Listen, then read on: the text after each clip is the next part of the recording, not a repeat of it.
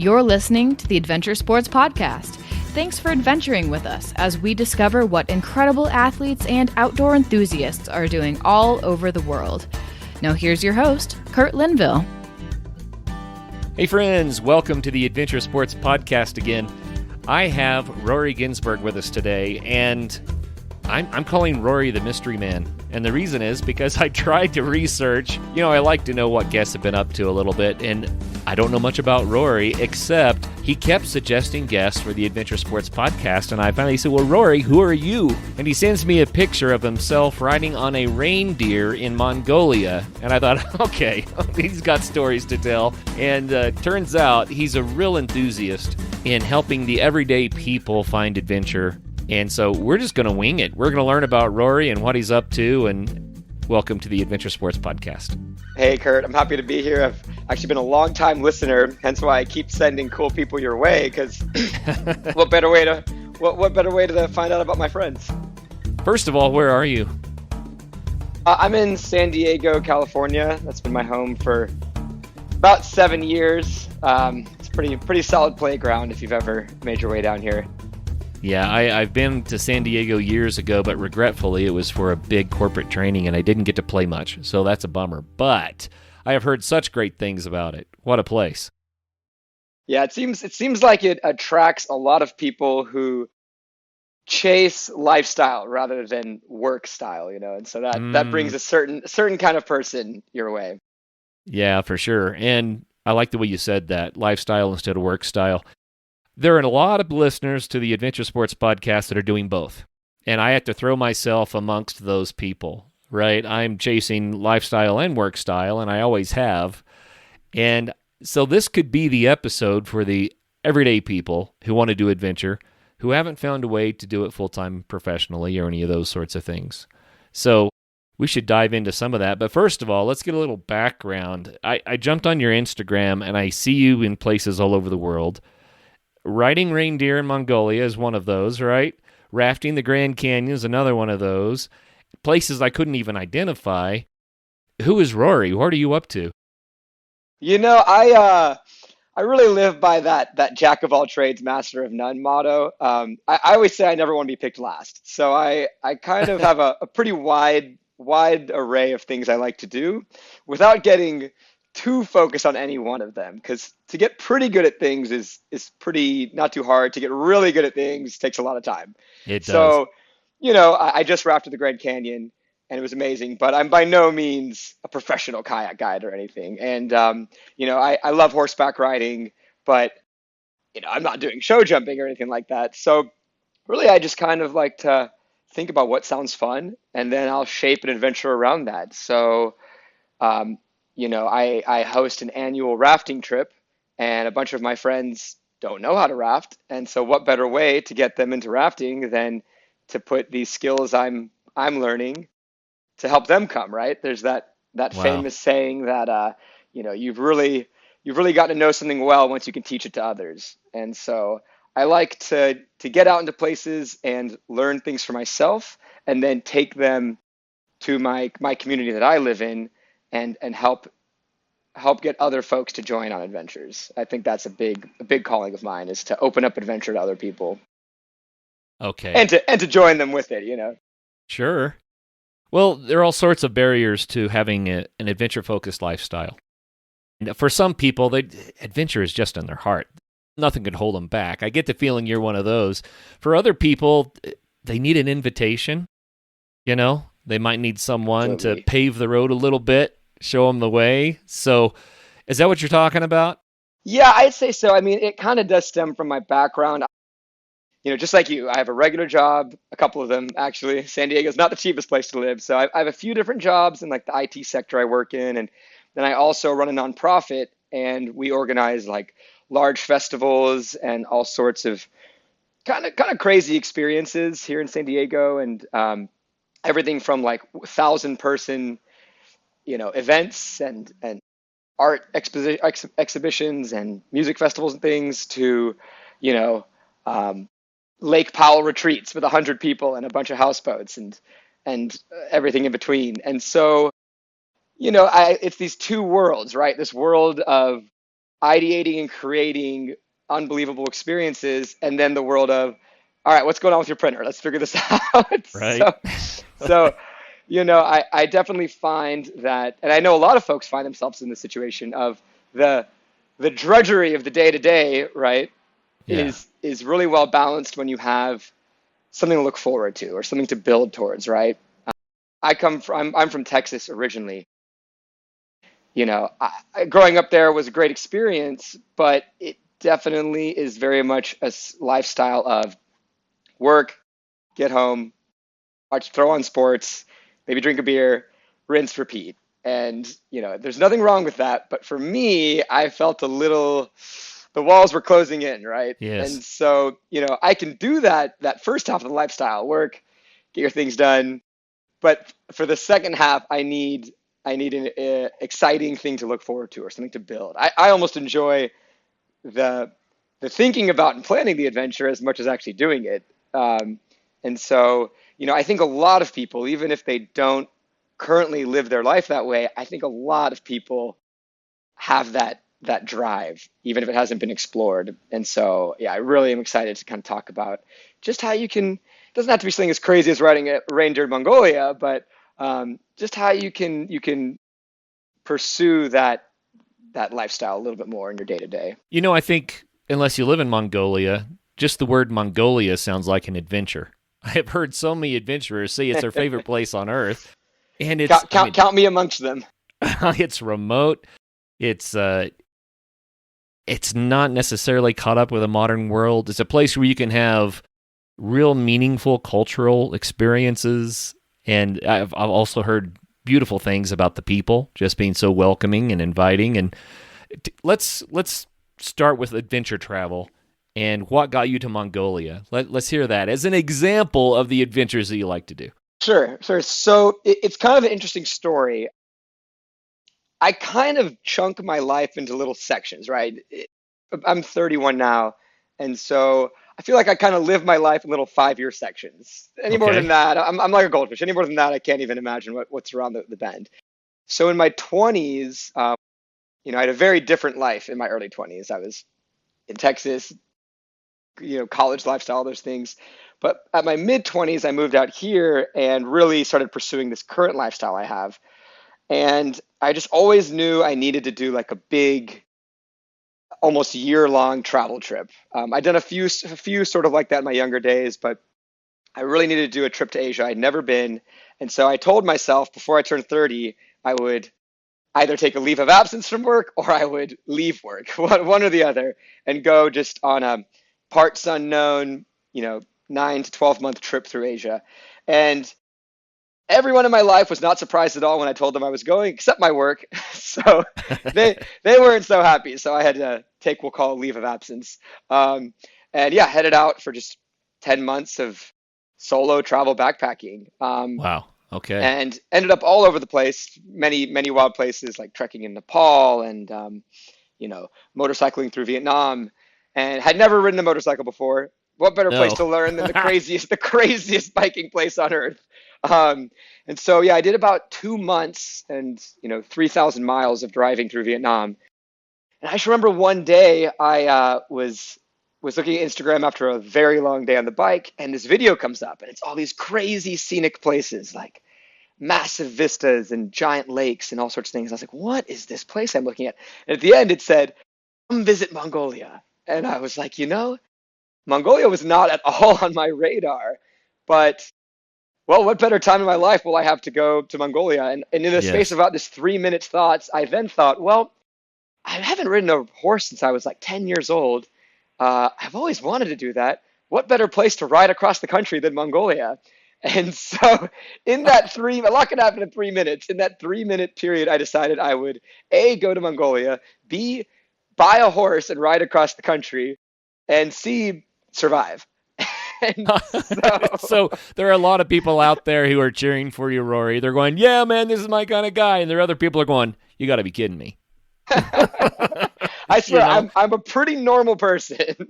Well, it sounds fantastic. And sometimes it's those, I'll call it a light bulb moment, but this flash of inspiration, sometimes we need to listen to that. Yes. Yeah, I mean, So it's how funny you did say you? that. I just want to say, I'm a big believer in epiphanies, and that's that light Uh, bulb moment. And I think life can turn on a dime with a good epiphany. Um, Absolutely. and I've actually done a fair bit of research on epiphanies, and letting your mind have space to just be open to the impossible or anything really is where those epiphanies happen.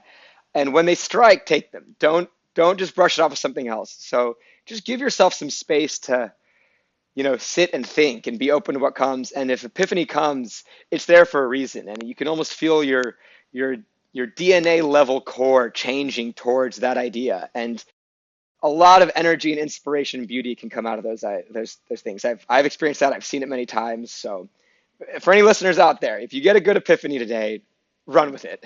Pay attention. So I think it requires putting the phone down, putting the screen down, and maybe being slightly bored. Yep. I Well think said. that we're missing out on something whenever we constantly distract ourselves. Is that a part of what you're talking about? 100% boredom. And I very much am a struggler with this as well, but boredom is definitely something that's missing from our Hmm. modern day lifestyle. You're standing in line at the bank, or you're going to the grocery. What do you have? You have headphones in your ears, you have your phone in your hand, and it's hard to break away from that. And I think living a life of inspired adventure starts with giving yourself just a little bit of space to dream big and dream up the adventures. Seeing them on Instagram is one part of it, but building them in the theater of your own mind is a very large other part of Okay, we can quit the interview now because that was a mic drop moment. I think everybody learned everything they need to know. This is that. fantastic. Well, let's give people a little more inspiration. I'm Okay, feeling we'll keep inspired going. myself. We'll keep going. Tell us about how you got from what was it, Vietnam to Mongolia? How did that Yeah, happen?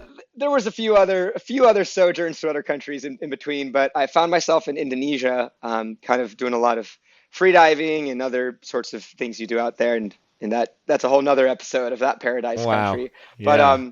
yeah, I made my way to Mongolia, and I'd been on 3 months of not eating meat at this point, heading in, and I don't drink much, and so hadn't drinking alcohol in quite a while, and I'm heading to the land of meat, dairy, and Genghis Khan vodka. And I'm allergic to dairy, which does add a wrinkle to traveling in this Yes. country. But yeah, so I fly in, and even through the window, I know I'm in another world, because this place is just as far as the eye can see, rolling grass with distant hills and mountains, and just massive herds of what look like little shrubs, no shrubs, massive herds of animals. So, I mean, a little background: Mongolia has about 3 million people, 70 million livestock animals. It's twice the size of Texas, and half the population lives in the capital city, Ulaanbaatar. So that means you've got Wow. 1.5 million people in a place twice the size of Texas, and it holds the distinction of being the least densely populated country in the world. So, a lot of room for activities. Yes. Wow. That's fantastic. So you land, and then you said the goal was to ride across it on a horse. Yes. So I discovered that buying a horse in Mongolia cost about $300, which, Okay. even if you're not making much money, $300 is a doable sum. Right away, I land, and even from the get go, my taxi driver leans over while he's driving and pulls my pant leg up and starts like touching the hair on my leg, and he's just blown away, because apparently Mongolians don't have much body hair, which in the cold winter I bet they would prefer to have. But yeah, he's like touching my body hair, just blown away. And he pulls his leg up, and he has me touch his leg, and he's like, "Oh my god!"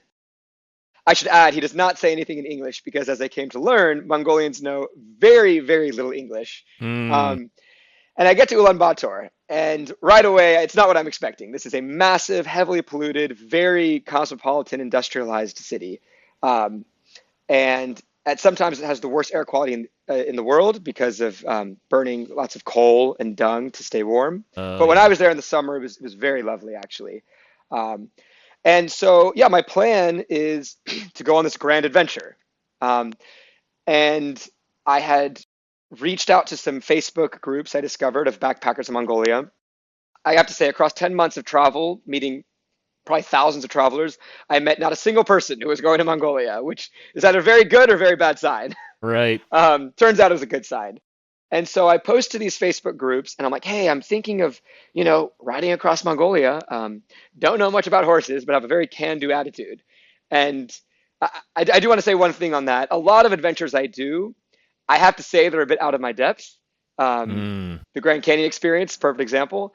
But I really try and let people know that I have a can-do attitude and I'm down to learn. And I bring the stoke. I think anyone can bring the stoke. There Even if you you go. don't know how to do something, as long as you come excited, people who know what they're doing will be excited to have you around. So, big piece of advice I would say is, fake it till you make it. Just show up excited to learn, absorb like a sponge, and things will probably work out for the best in the end. Okay. So that's my plan here, and I post to this Facebook group, and I get a lot of people saying good luck, but I do get this one person saying, hey, I am Mongolian. My family and I are Mongolian nomads, and we've always wanted to meet a Westerner. Would you like to come out to our, nomadic? I'll call it a household. It's a ger, which we would probably know as a yurt, interchangeable saying. But for those who don't know, a yurt is the traditional steppe dwelling, like domicile. So it's a large circular structure with felt walls traditionally. Now they're a more synthetic material, and then a roof, and they're completely portable. And people typically live in them for 3 to 4 months in one place, and they pack up and move to another place. And essentially what they're doing is they're chasing pasture land because, it used to be the entire steppe stretching from Hungary to Mongolia was all this nomadic horse lifestyle. And up until the 1800s, much of the steppe was like that. And then with Soviet modernization and Russia taking over a lot of these countries, things changed. And to my great delight, Mongolia is the one country that still maintains this nomadic horse, like pastoral lifestyle. So these people are still living in these dwellings that they've been living in for literally thousands of years in much the same way. Anyway, she messages me this long message. She's like, why don't you come out to our home and we'll show you how we live. We'll show you the Mongolian, like true nomadic lifestyle. Right And on. I'm over here like, whoa, okay. And so I audible my plans, probably for the best. Don't buy the horse. And that's one thing I would say also is be very open to making an audible, changing plans at the last minute, because having the freedom to make a change when some wild opportunity comes up really, opens you up to not being so tied to a set itinerary. And Mongolia is Right. not the place to have an itinerary, let me tell you. So, in Mongolia, most tourists go with these tours, and they are fabulous. For those who don't want to do what I'm about to talk about, the tours are incredible and much, much easier. And you'll still see the traditional lifestyle. You'll get to stay in beautiful yurts. But A, I was a broke traveler at this point, and B, I like to get a little off the beaten path. So I told these tour guides what I was doing, and they were pretty blown away, I must say. None of them had ever heard of a Westerner doing what I was heading into, as far as from Nice. just being a random backpacker. So Mongolian distances are vast. So I jump in a bus, and it was about a 27-hour bus ride to get Oof. to the nearest, in quotations, town. And as I'm going, at this point, I'm getting a little nervous because I'm by myself. And I'm like, what am I getting myself into? So I message her name was Shishke. Her name is spelled with about 24 letters. It does not look like Shishke, I'll tell you that. It starts with a P and has several Z's and X's in it. Wow. Okay. Mongolian is one of the most difficult languages I've ever come across, if not the most. So there's not a phonetic comparison. But I messaged her. I'm like, hey, I have to ask, how good is your English? And she messaged me because she's been sending me very long messages in English. She messaged me back, oh, I speak no English whatsoever, and neither does anyone that you'll be with. And I'm like, ah. She's like, I've been using Google Translate. So I'm like, noted. So luckily I had Mongolian downloaded as offline Google Translate because service in Mongolia, understandably, iffy. Yes.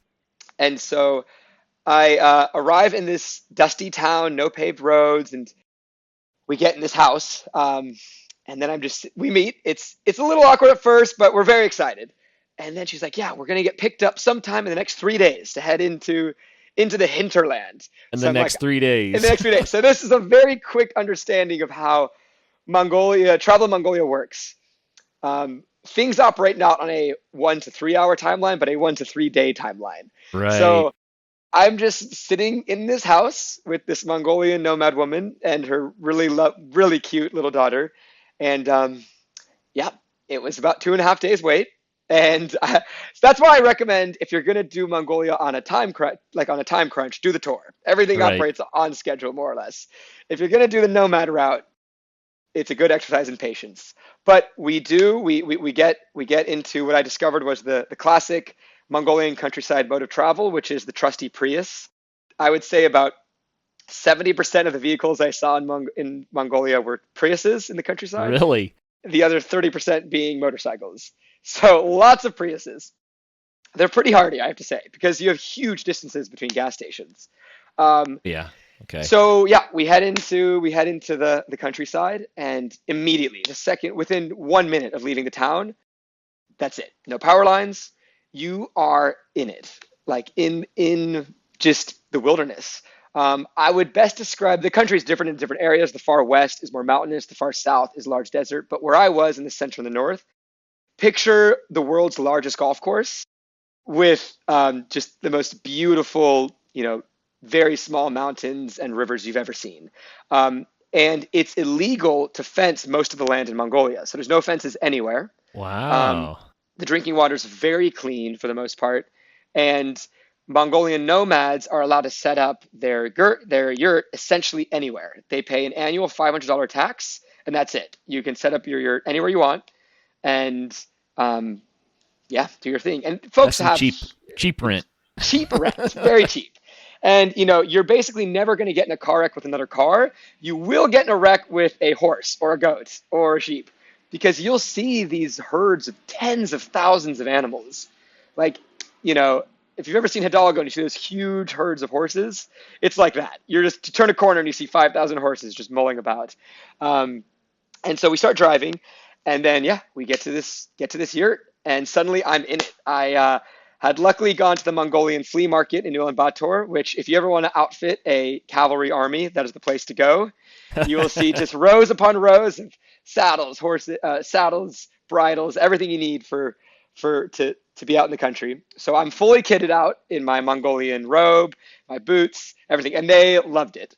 And I don't think most of those folks had ever met a foreigner, at least a Westerner. So it was a great cultural exchange on both sides. And one thing I want to say for listeners is, I do this for all countries I visit now. Do yourself a favor when you're going to a new place. Read a book that's about the country. Watch a movie that takes place there. For Mongolia, I read a book on customs and how to be polite there, which served me very well. There's many intricacies to nomad culture, like not stepping on the entrance mantle, things like that. So a lot of faux pas you can avoid. And I did make one, and it was very embarrassing. So I was happy I had read that book. But yeah, from the moment I stepped into that yurt, it was completely transported to a world that's existed for thousands of years. We were sleeping on the floor every day, 12 to 15 of us, in this relatively small circular building. Every morning we're up at 6 a.m. milking yaks and herding goats on horseback. There's a million things I could talk about. Mongolian children don't really wear pants, which is right. a whole other thing. Have you heard of the 5 love languages? I believe they're physical touch, words of affirmation, quality time, acts of service, and gifts. And here's the tough part for me. My wife's love language is gifts, and I'm just no good at it. That's why I am really excited about today's sponsor, Uncommon Goods. The holidays sneak up fast, but it's not too early to get your shopping done and actually have fun with it. Uncommon Goods makes holiday shopping stress-free and joyful with thousands of one-of-a-kind gifts that you can't find anywhere else. And I want to stress the one-of-a-kind bit. That's why I like this. After a few years of holiday presents, it starts to feel like there's really nothing that the other person really needs. So I'm always looking for a unique gift that expresses my personality and the recipient's personality in a way that says, I love you uniquely, but that's really hard for me. Uncommon Goods looks for products that are high quality, unique, and often handmade or made in the U.S. Many are crafted by independent artists and small businesses, and because they're made in small batches, the best finds can really sell out fast. But their site is loaded with unique gifts that you're not going to find anywhere else, and this really helps me. Uncommon Goods has something for everyone, from moms and dads to kids and teens, from book lovers, history buffs, and die-hard football fans to foodies, mixologists, and avid gardeners. You'll find thousands of gift ideas that you won't find anywhere else. When you shop at Uncommon Goods, you're supporting artists and small independent businesses. Many of their handcrafted products are made in small batches, so shop now before they sell out this holiday season.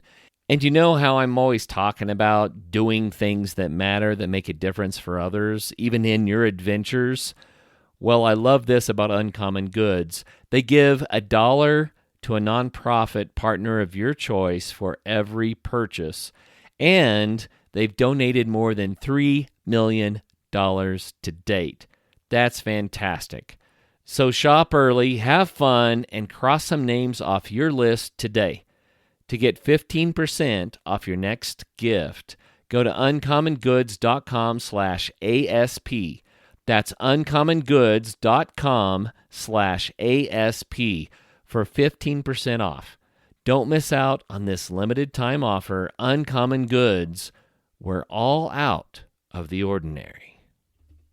Hey friends, here at the Adventure Sports Podcast, health is really a priority. That's part of the reason why for over 10 years we've been encouraging people to get out there and have some fun, because when we become more active, it makes us healthier. Our focus on health is one of the reasons that I'm excited about today's sponsor, True Diagnostic. Did you know that your calendar age doesn't always match how old your body truly is? Your biological age, the age of your cells and organs, is actually the number one predictor of your risk for serious diseases like heart disease, cancer, dementia, and more. That's why learning your biological age can be truly life-changing, and that's exactly what the True Age test from True Diagnostic helps you do.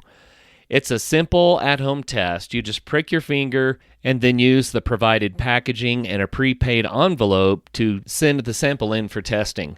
No doctor's visits required, no labs, but you'll get great information that can help you to be healthier and understand how you're doing with your own health habits. Now, I always joke that I'm 23 years old. You've heard me say that forever. Obviously, I'm quite a bit older than that, but I'm curious to find out what my biological age is. It's kind of eye-opening when you learn that your biological age, if it's just 5 years older than your actual age, your risk for major diseases can go up by 30 to 50%. That's kind of a wake-up call. But due to epigenetics, and this is the part that really inspires me, up to 90% of biological aging is driven by lifestyle. That means the way that we eat, move, sleep, manage stress, all these things play massive roles in how fast or slow our bodies age. That aligns with the Adventure Sports Podcast so much. So I'm taking the test. I'm excited to find out the results. And in addition to my biological age, True Diagnostic also provides a personalized report that's full of science-backed steps that we can all take to slow down aging and improve our health over time. If you care about protecting your health and want to find out what your real age is, head over to truediagnostic.com and use my code ASP to get 20% off your entire order or subscription. That's truediagnostic.com. Use ASP at checkout to get 20% off. Your future self will thank you. But, I saw and I helped with, these folks, essentially their diet is about 30 to 40% dairy and about 60 to 70% meat. There is not really any fruit, maybe an apple, and vegetables are seen as horse foods. very little vegetables. Right. And so I can't eat dairy. So I was essentially eating meat every meal for every day with some noodles or rice occasionally thrown in. Um, and so, you're living off the land. So when you need to get some meat, you go get a goat and you pull it in and then you Wow. slaughter it right there. And they slaughter these animals in a surprisingly humane way. I can't believe it. I'll talk about it now. It was true. Essentially, they lay it down and they put a small slit in its ribs and then reach their hand inside of it while it's still alive. And the animal where they do it doesn't even notice, like doesn't make any noises. And they pull a small valve on its heart and it dies within 2 seconds. And it's a pretty unbelievable thing to see. And then Dang. they use its fur, its like skin essentially to make a tarp, and then completely disassemble the animal right there. Sometimes in the yurt, and every single part of the animal is used.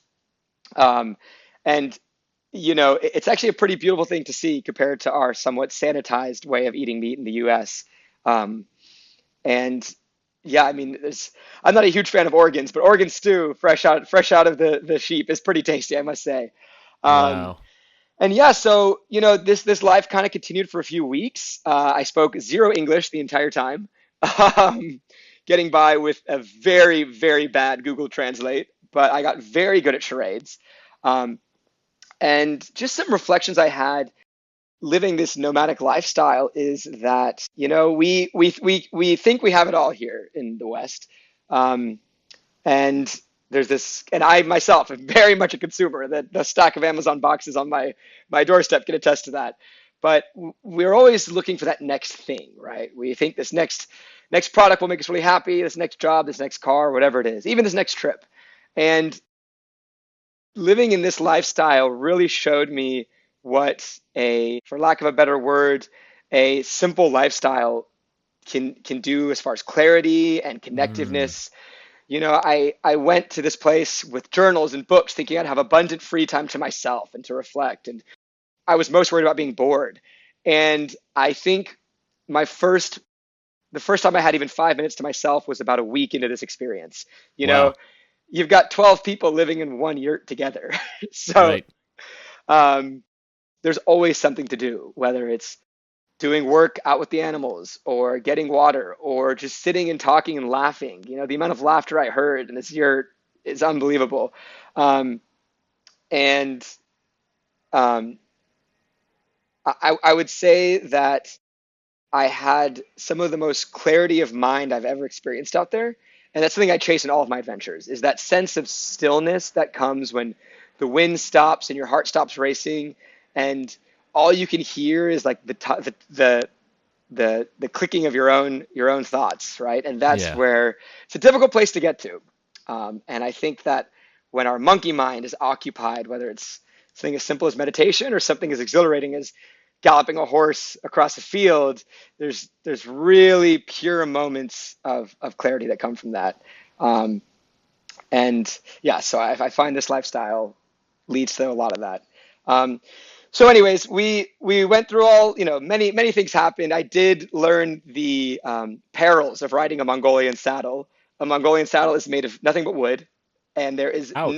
no space for gentlemen riding it to have any sort of breathing room, you might call it. So that was one of the most painful experiences of my life. I switched to the Russian saddle after that, which is a piece of iron with a piece of leather across it. Much more comfy. So iron more comfortable than wood. I'm Yes, with you. much more comfy. Mongolian legs, very strong because they stand in the saddle the whole time. I also got introduced repeatedly to the Mongolian pastime of wrestling anywhere. Mongolians are historically the best, like most accomplished sumo wrestlers in the world, and there's a reason because anytime you make a stop, you're wrestling. Oh And wow. um, and so I acquitted myself surprisingly well against some of them. I also got tossed a lot. um, and the horseback riding is its own adventure, but the Prius driving is an adventure as well because there's no roads out there. You're just driving on the land. And we were driving at one point we had 11 people in a Prius and they drive the steering wheels on the right side. And at one point they intimated to me, do you want to drive? I hadn't driven in 8 months at this point. And I was like, sure. So I did an off-roading Prius adventure with 11 people in my hands. They also don't really use maps. Mongolian folks, I couldn't get to very good at this, but they just look at distant mountains and somehow know where they are. And I saw it time and time again. I thought we were going the wrong way, but they knew where we were going. Wow. So all this leads to a really grand adventure that I had heard about, which is getting to the far northern steppes of Mongolia to meet the last indigenous reindeer herders in the country. So some of my Mongolian friends and I, at this point, we've gotten to know each other pretty well. We've gotten pretty good at horseback riding. We head out to make it to this very distant land, which means, of course, another long bus ride.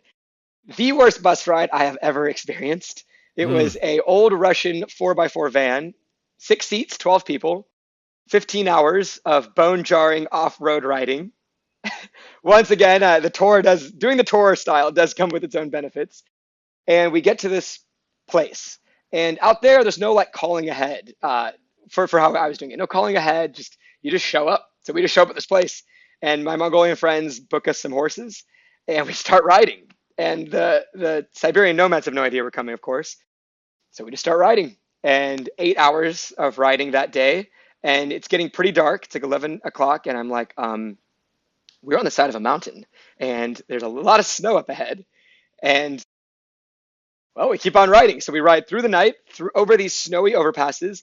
At one point, I had turned on my headlamp, and they're like, no, no, no, no. And they just point at the moon, which was full. So no headlamp, use the moon. And so about 12 hours that first day of riding over a snowy pass, it's at like 3 a.m. We make it into this. We could see these teepees in the distance. And we ride up, and these massive Mongolian mastiffs, which are trained to kill wolves. They're trained to fight up to 3 wolves at a time. These huge Mongolian mastiffs go crazy at us. And my friends just point forward and they're like, just keep riding. I mean, I assume that's what they said. So we just keep riding while these dogs are just napping at our heels. And we get to this teepee and there's no knocking. We kind of just like, open it up. and this really lovely, like, she could have been 50, she could have been 80. I have no idea. Older Mongolian grandma opens up. It's like, oh, come in, come in. Starts making us food. It's 3 a.m. Starts making us food. It's like, do you want to eat some food? Mongolians eat on no set eating schedule. It could be 6 p.m. It could be midnight. Whatever time. Wow. It's time for tea. It's time for dinner. And so I'm like, I just want to go to bed. So we drink some tea, and then we get in our little beds, and she tucks me in. It was so lovely. Slept like a baby. I'm in a legitimate teepee, like picture a Native American teepee. That's what we're sleeping in. And I wake up, and as I open my eyes, the tent flap opens, and a fully mantled reindeer walks in. And really? I'm just like, where am I? And the Mongol and the nomadic woman comes over and feeds the reindeer with some little sugar cubes, and we start petting it. And from that point on, it was a whole different world. I step outside and there's just hundreds of reindeer everywhere, and they're milking reindeer, and I'm mind blown. And so we kind of see how they live up there, and it's a typical existence. I will not lie. Like, the land up there is not super verdant. The reindeer are basically their source of life, both for meat, dairy, even clothing, things like that. And so I got to learn a lot about how this lifestyle works. And then we put saddles on the reindeer, which I did not know you could do. And we proceeded to ride the reindeer.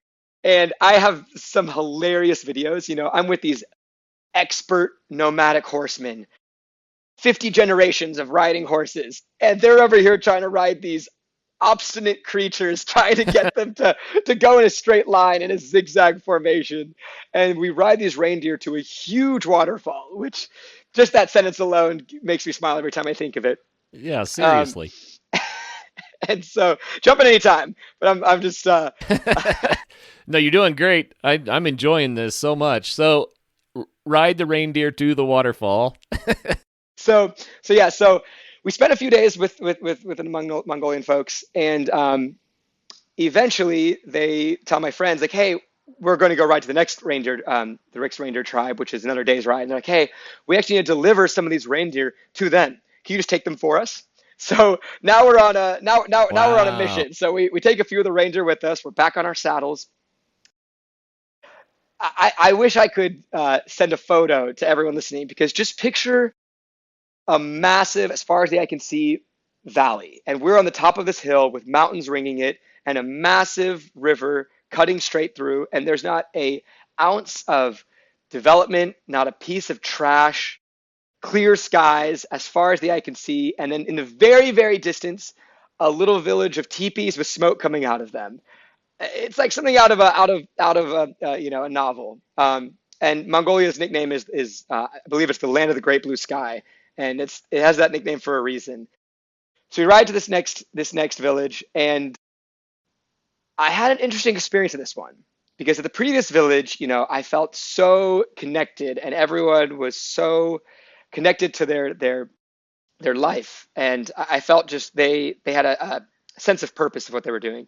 And in this village, some of the folks had a solar panel with a little satellite dish and a little very small TV. And Oh. one thing I will say about Mongolia, almost everyone has a cell phone. People love Facebook. It makes sense, just like everyone else, everyone else everywhere. So, that is a thing. People there have cell phones. It's not completely disconnected, but the TVs are a lot less. And in this village, they had this TV, and everyone was glued to this TV when they were watching it. And it really struck me in that moment what impact Western society has on these types of environments. And I'm not, people get bored out there. I don't want to say anything one way is wrong or the other way, but for me and the space I was in, it really was very obvious what an impact these TVs. I think we watched Home Alone 2, which honestly a great movie, but it was a very different experience in this village. I'll say that. But we delivered the prized reindeer, and we headed up. So each day we're doing about 8 to 12 hours of riding. And this next day, we had like a pot, and we made a little fire with some twigs, and we pulled out some dried yak meat, and we poured some river water in it and made lunch. And we collected some wild green onions, and that's how we'd eat each day. We would just gather our food, and usually when I do backpacking here, it's like I've got my freeze-dried food and it's all ready to go, and I pour hot water with my jet boil, and it's all these advanced tools to get to the same result, which was we had a pot, we had a bag of dried meat, and we had some river water, and that's kind of all you need. Wow. Rory, question for you. Yep. I don't want to gloss over the TV experience because I have a suspicion that experience probably changed your future, how you perceive entertainment and what you do with your time. Well, Curt, I have to say that's a very apt question to ask, because before I did this, I certainly like to indulge in the comforts of the Western world, and you're completely right. That moment was very pivotal for me for changing how I spend my leisure time. And I did, after this trip, I did delete Instagram from my phone. I keep it on my computer because it's really good for communicating with folks. And people might say, well, I want to post things, right? I'll be honest, I love posting things too. When I post things, I download the app, post it, and delete it again, because Wow. I've tried so many ways of limiting it. Okay, every other day, or 10 minutes here, 10 minutes there. The algorithm's too strong. Other people might be able to. I am too weak to beat the algorithm. I can't beat it, so I have to just not have it. So I got rid of Instagram. I got rid of basically all social media off my phone. You can see right here, this is my TV now. It's just a gong on the wall. So we got rid of all the TVs in the house. And I have to say, I've never been happier. It really, and there's middle ground you can have, right? We have a projector, so having a movie night with friends is great. So just add a few obstacles or a few barriers to entry is what I would say. When things are at our very fingertips, we're always using them. But if it's a little more difficult to get to, then it's more of a treat. And so yes, this experience impacted me pretty greatly in really prioritizing being present with my experience of life, both in my day-to-day and especially on adventures. Because the truth is, a lot of these places, I was reading an old journal from this experience before this interview, and I think I read, wow, what a once-in-a-lifetime thing, at least 20 times. And, life should be made of once-in-a-lifetime things. People always say, gosh, where'd the time go? How time has flown. Everyone's had this experience where a unique, amazing thing in their life has lasted it's almost felt like a lifetime. And if you fill your life with those unique, amazing, even micro adventures, you get a lot more out of life than just sitting and rewatching an old season of that show you love. So I love watching a movie. I'm not going to hate on anyone's decisions, but I think there's a lot of, I live by this motto in life, which is to taste the marrow of life, right? To really get everything Yes. out of every experience. And I think that there's a lot that can be found and seen and enjoyed if we just look beyond the lowest hanging fruit, Mm. for lack of a better word. Rory, I have a parallel story I'm going to share just because Please. it's meaningful. I was in Kenya years ago, and most villages didn't have televisions or TV or anything like that at the time. I'm sure they probably do now. And cell phones didn't exist in Kenya at the time either. So it was like no electronics. But in Nairobi, a young man found us and dragged us to his house.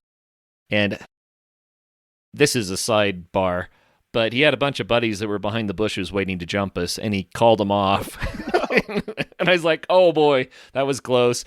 Anyway, we got to his house, and somehow he had a small television, and it was playing MTV, which, that's not really a thing now, but imagine scantily clad women doing sexual moves to heavy beat music, and he kept pointing at it and begging us to take him there. And, we have a language barrier, but we're like, dude, that doesn't exist. That's entertainment. It's not real. And we could not convince him that life was better, living it maybe the way that he was living it, that was a fantasy, not a real world. And I just couldn't believe how heavily impacted he was because he got a small taste of Western entertainment. I'll guess where a lot of people I met, both in Mongolia and in my travels, where they really want to go when they visit America. Las Vegas. Yes. And so, it's kind of almost like this is what we're packaging and selling around the world. And I think one of the most beautiful things of travel is that I feel like, for the listeners, myself, you, everyone, we have almost a duty. We're showing who our society is, right? So when we travel somewhere else, we might be the first person from the United States or Europe or wherever that they've ever met. And if I had come in like some, stuck up, needy person, that's what they would think that all Westerners are. And instead, I'm like, all right, 6 a.m., let's milk some yaks, let's do this thing. So Right. I think that how we hold ourselves during travel goes a lot to that cultural exchange, because there's actually I've seen a lot of articles about this idea that travel is becoming this very commercialized packaged thing of, I saw this on Instagram, I need this exact experience, and we're going and consuming. And yet, just because we're going somewhere new doesn't mean that we're going just to consume the experience of this place. We're also bringing our own selves, right? And so I think it's really nice if people go in with the mindset of, wow, how can I not just experience this place, but add to what it is, right? And I think that's a powerful thing. Well, the cultural exchange, part of that, I just want to highlight it. So important. And at that time, Kenyans didn't know Westerners, and they had expectations, based on false information. And just our exchanges with the people that became great friends. I mean, just loved the people, loved the country. But they were shocked that we were human. Because, they had these stereotypes. So I take it y'all weren't scantily clad dancing to no, some no, we tried to be a little bit more real than that. And do you think that made an impact after the fact of how they viewed Westerners and Americans? I humbly hope that we gave them food for thought, that they realized it. The impression, once we got to know people well enough that they were willing to share with us, was they thought that Westerners were all rich, that they didn't work, that they played all the time, and they had more money than they knew what to do with. And it was just kind of the mindset from watching, Hollywood productions that show our, a lifestyle of the top 0.1 of the top 0.1% of the world or something. And they thought that all Westerners were that. And when we explained, no, we work really hard and we're human too. And, I think it was healthy for both of us.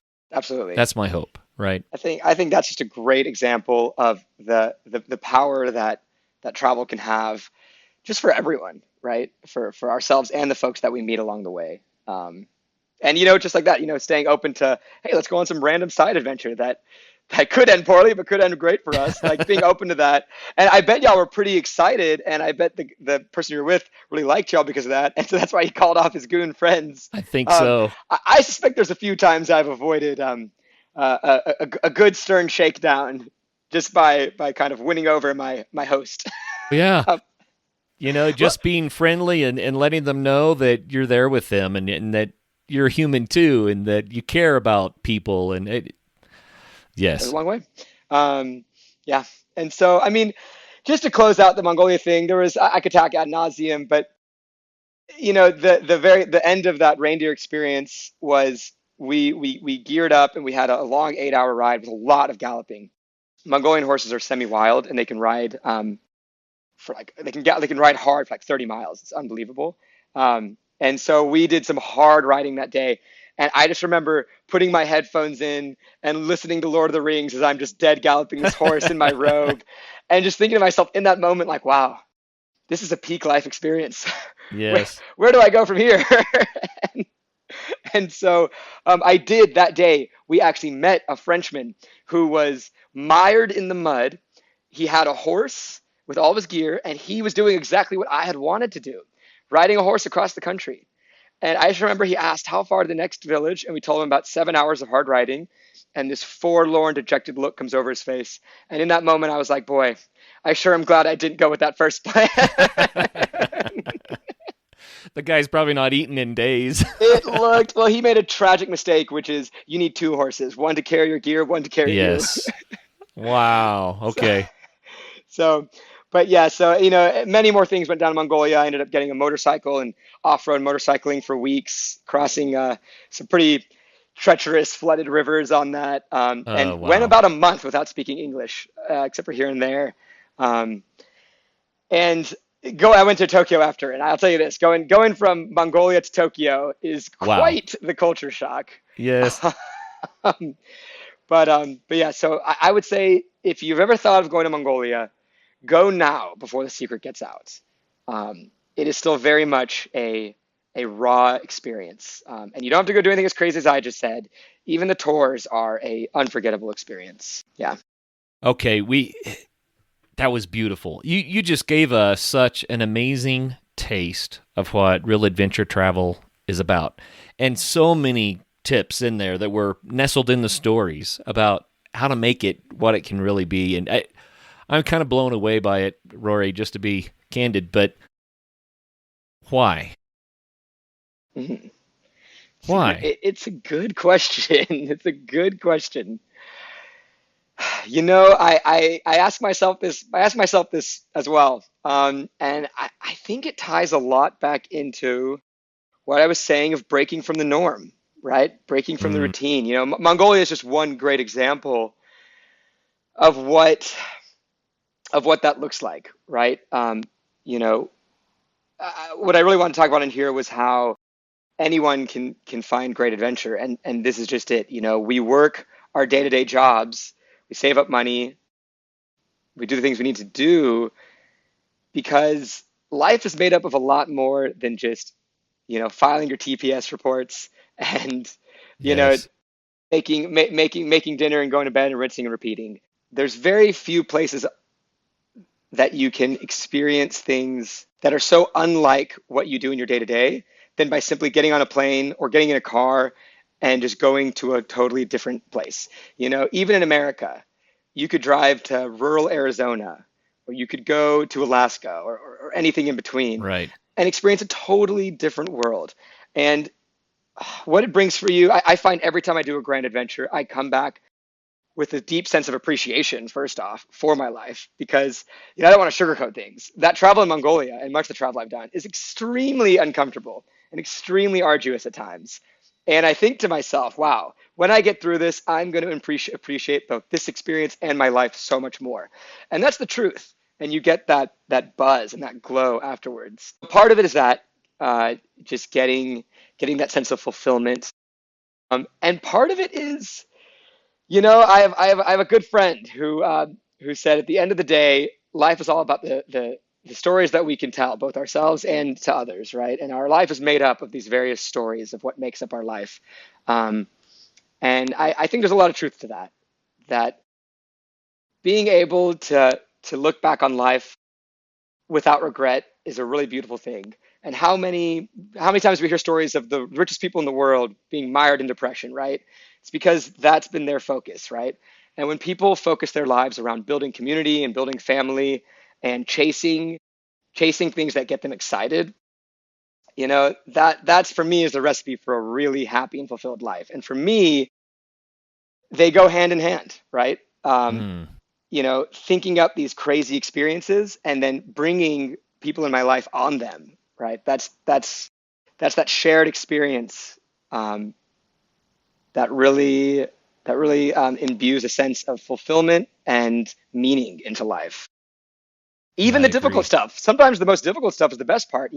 If you can persevere through a 15-hour off-roading excursion, then suddenly, waking up early to go to the gym is a little less arduous sounding. Right? A little bit easier to do the small challenges in everyday life when you know that you can do the big challenges. That's Totally. that's one of the benefits of adventure sports as well. Memories are worth a lot more than things. I believe that. And I think it's something worth pondering.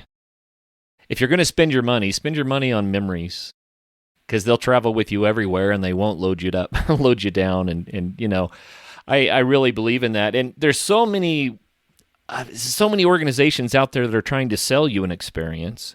And like you said, the tourist buses are great, but you have found a way to go have the experiences instead of trying to buy one. Do you have any advice for us on that? Yeah, absolutely. And we'll just a point on the memories. Memories. I totally agree. In some ways, they last much much longer, and in some ways they last shorter. And that is that, at least for me, my memory is not that great. So I think when you're making those memories, do yourself a favor.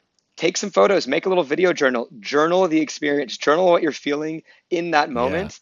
And I can't tell you how many times I'll look at a decade old journal and read a single line, and that whole memory will come back fully formed to me. So if you're traveling, do yourself a favor. I know we always say it, I need to be journaling. Do yourself a favor, keep that journal, even if it's just bullet points, even if it's in your phone, it'll last a lot longer. Well, here's Um, another one. I gotta add to that. yeah, Do the journal, absolutely. I've done it. I agree 100%. But as you travel, take a moment to memorize the experience. I call it a memory photo.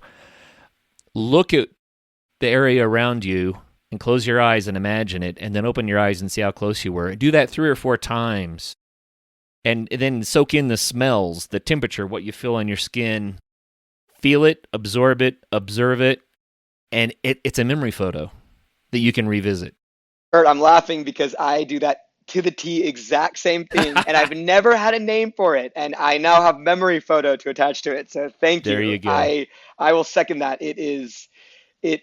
Yeah, you put it perfectly. That is one of my favorite things to do. And when I described that vista in Mongolia, I was going back to that memory photo. So it really does work. I love it. I love it. But yeah, so I mean, I'll touch on a few things. There's I want to go a couple of different things to mention on this. One is if all of the people you hang, I think we're a composite of the 5 people we surround ourselves most with our own sense of self mixed in, right? And if all you surround yourself is with people who don't want to do adventure and don't want to do new things and are completely uninterested in getting outside the norm, and if that's what you like also, that's totally fine. But you're listening to this podcast, so you're probably at least a little interested in getting out there and going for it. So surround yourself with people like that. I love surrounding myself with crazy people who go think big and go big, because no matter how crazy of an adventure I do, it reminds me that there's levels to this thing, right? And so if there's that person you've met and they did some crazy stuff, invite them to go get some coffee. Go meet them, ask them about how they do stuff, and put in the little idea of, hey, next time you're doing some cool thing, let me know.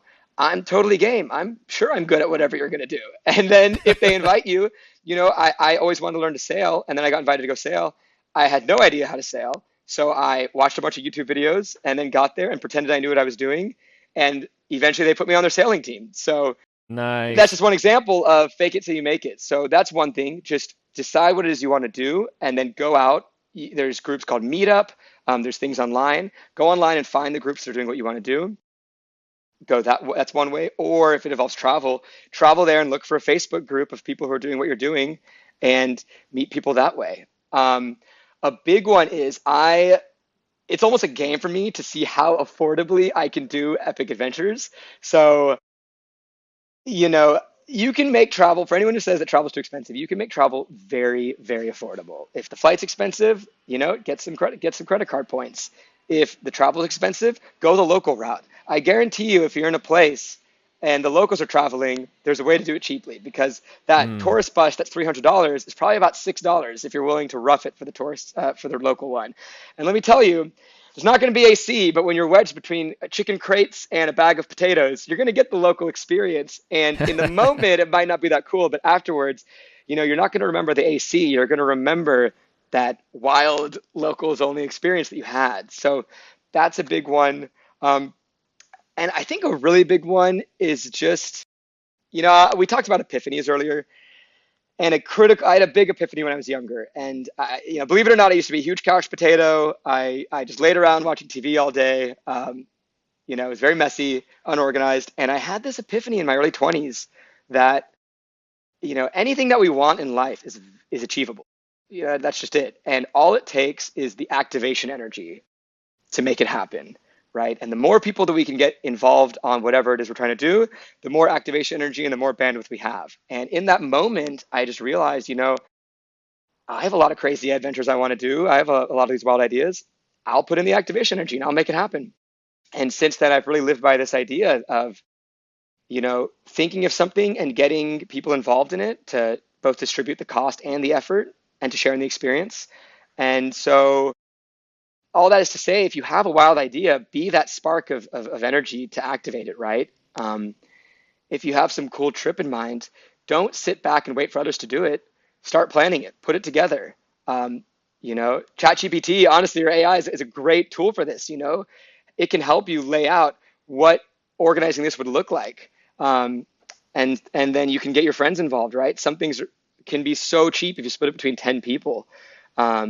Even if it's just renting a van and driving through the national parks, unbelievable adventure awaits when you do that kind of thing. Even our own country, we live in a place of unbelievable natural splendor. And anytime I travel, I get this same question, which is, why are you traveling here? I see the photos of America and it's my dream to go there. Why would you even leave? And there's truth in that. We have so much at our very fingertips to go see. You don't need to fly across the world to get there. It's right in your backyard. So the biggest thing I would say is write out and visualize what adventures you want to do, make a bucket list of adventures and start checking them off one by one. Maybe that means you're going to do one small adventure a month and one big adventure a year. Well, guess what? In 20 years, that's about 240 small adventures and 20 large adventures. And that's enough to fill the journal of a lifetime. So, awesome advice. Yeah. And it's not going to surprise anyone when I say this. I can't go look at something. I have to go do a place. And so that's my word of advice as well. Don't just go see it. Do it. Whatever is there, go do it. Don't just see it. Do it. Get out in it and experience it. Absolutely. I'll add actually just as one fun thing people can try. I literally just got back this weekend from London, and I randomly just applied for game shows. And I got on this game show, and they flew me out there for this all-expense-paid trip to Europe, and I competed on this trivia game show. And that's just a perfect example of just think outside the box. I'm sure if you're listening to this, I'm sure you have tons of amazing things you can talk about. Apply to game shows. Go volunteer for some, national parks hike. Do whatever. If you just go online and say, what should I do for this? You're going to get a blog post that 10,000 other people have read and have also tried to do. A big thing is think outside the box and find the off the beaten path route. Two roads diverge in a forest. Instead of going on either one of them, go on your own. I love it. That's beautiful. Rory, I wish we could talk for hours more, but tell you what, we'll have you back on at some point, and we'll just pick up where we left off and keep going because this is great stuff. Yep, I'll have some new adventures to regale. Well, the beauty of it is two thoughts come to mind, but one is you know how because you went and you did. And sometimes the doors open when we start going. If you try to pre-plan too much, it might be overwhelming. You may never go. It turns into armchair travel and not much else. And sometimes you just have to get on the bus, get on the plane, start the adventure, and let it unfold. And I can tell that you've done that. And wow, fantastic. I just want to say thank you for sharing today. The Mongolia stuff, but there's so many other things I know. But what a trip. What an epic life experience. And the things you learned from that you shared with us, meaningful things about how to live a better life. Well, awesome. I really appreciate you having me on, Curt. I appreciate all the access to adventure that this podcast provides. And, there's so many sources of inspiration, both for myself and for everyone listening that come from this. So I'm excited to keep listening to future episodes as well and get my own inspiration. I got to make sure I take my own advice, right? Well, that's fantastic. Well, thanks, man. And for all the listeners out there, wow, this was fun. Get out there and have your own fun. Just do it. Appreciate it, Curt. You bet.